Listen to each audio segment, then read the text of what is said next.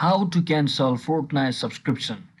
So hello guys, welcome back to my YouTube channel. In this video I will be showing you how you can easily cancel the Fortnite subscription from your Epic Games. So without any further ado, let's get started. First thing first, simply open your Epic Games application and make sure you're logged into your account. And once you're logged into your account, you have to find the option called um, once you head over to your menu screen like this, you have to find the option called Battle Pass, as you can see in the screen.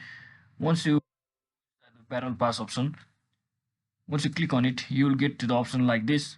You'll get to the screen like this, and as you can see in the top below right corner over here, there is the option called Fortnite Crew. So you'll also be seeing how many days you have remaining for your premium subscription. And once you click on that Fortnite Crew option, you will be seeing this option, this screen, where you will be seeing cancellation info over down here.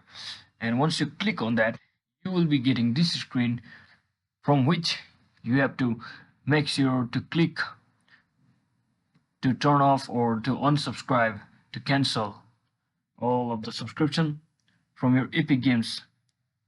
So hope this video was helpful. Don't forget to like and subscribe to the channel. See you in the next one.